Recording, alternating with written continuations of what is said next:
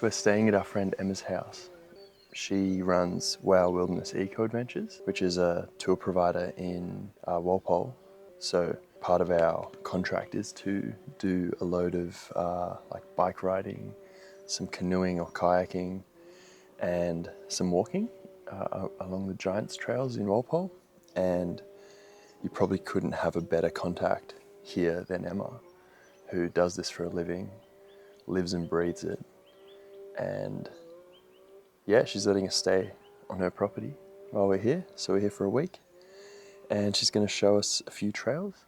And she's also trialing a new overnight hike with us. So we'll be doing that with her on Wednesday or tomorrow. So yeah, it's going to be a pretty insane week.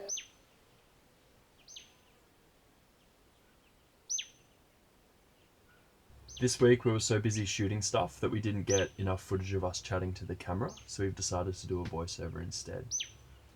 We spent our first afternoon filming the new Giants Trail network, which extends from the Valley of the Giants into Walpole National Park. So there are 20 trails, and the trails are suitable for a range of abilities. There are trails specifically for biking, hiking, and both. We were lucky enough that Emma was happy to take us out on a couple of the trails and let us borrow her bikes, which compared to some of the other bikes we've ridden recently are so comfy.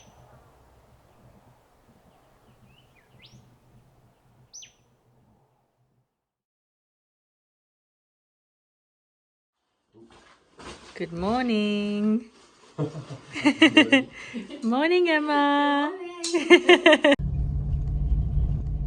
The thing that we were looking forward to the most about our time in Walpole was that Emma wanted to trial a new hike and pack raft adventure that she wants to offer through her business, WOW Wilderness EcoAdventures. So we jumped at the chance to do this with her. She said that she would provide all the gear, so we told her we'd cover the food and snacks for the trip. The first section of the day was a 10-kilometre hike up to Mount Clare and along the Bibbulmun track. It's pretty incredible to walk through such pristine forest filled with karri and tingle trees. And the best part about walking with Emma is that she is constantly giving us little tips and bits of info about the science and history of Walpole, including heaps of cool facts about the local animals, plant species, birds, fungi, and anything else we happen to come across. But yeah, if you lather it up enough, it's soap bush. It would be this really fine little leaf like that. Like this vibrant purple in this tree, like a little shrub. It's usually the hovia. In the casuarina, these are all brown fuzz almost on the base of it, and sometimes it'll be in little circles. So the same time as the mosses evolve, the bryophytes, this guy is probably coming out around the same time. Veins in these in the leaves, that signifies that it's a moss. A lot of mosses have this midrib like a vein. Bring it down into their nest and they feed the elaiosome to the kids. And once the kingdom, phylum, class, order, family, genus, species, everything we know like usually has a genus and a species. So for like us,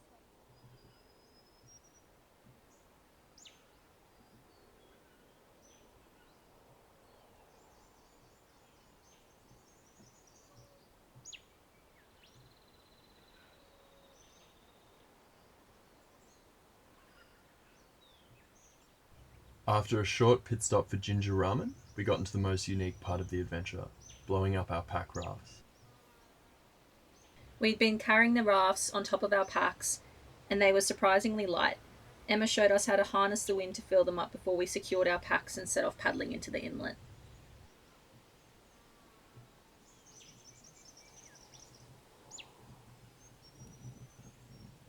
For some sections, we had the wind behind us, so it was super cruisy, and we were able to take in our surroundings.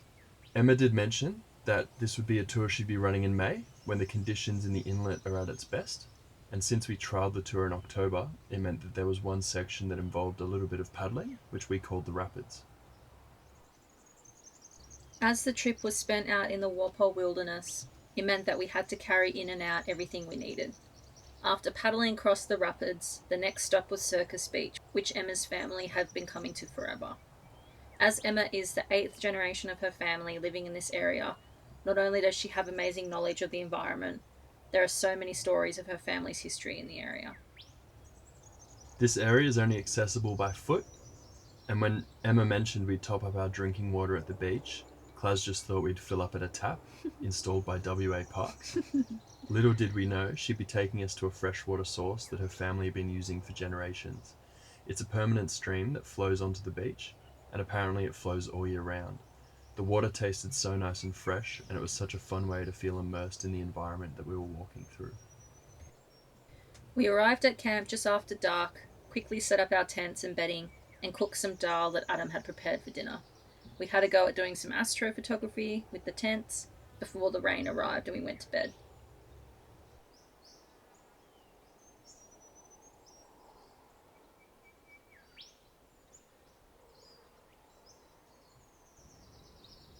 Good morning.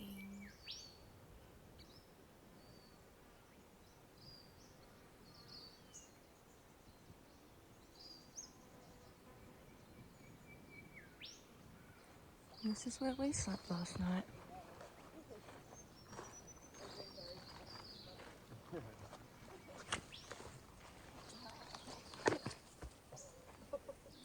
Almost tripped. Say good morning, YouTube. Good morning. This is our little abode. Is Adam cooking up a storm? What's for brekkie, chef? Oats, cinnamon, salt, some peanut butter, some figs and some maple. Mmm. Yum.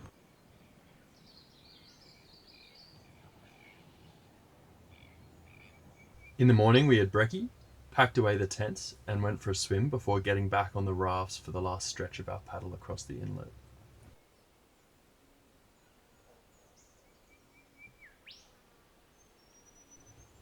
Overnight the tide came up, which meant the inlet that was filled with fresh water and tannins from the trees was flushed with salt water, making it crystal clear. As the tide was dropping and the ocean water was going back out, we got to cross the Moses line, which Emma told us is where the fresh and salt water meet. You go, you can really see it from this angle.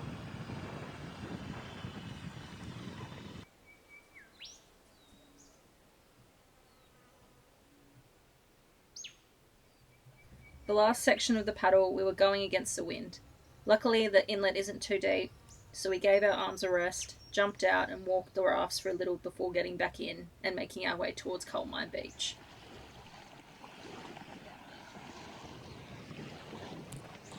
That's what it packs down to.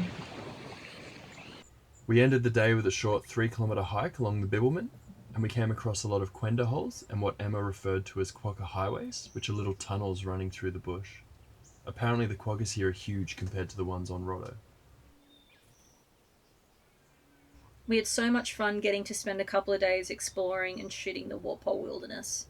If you're going to spend some time in Walpole and want to get to know the area, we 100% can't recommend doing a tour with Emma enough. The tours are so much fun, they're very unique, and there's no one better to explore Walpole with. We'll include a link to our website in the description below. Thanks so much for watching. Hope you enjoyed this week's video. Stay tuned for next week's vlog, where we explore a little bit more of Walpole before making our way towards Windy Harbour. Thanks!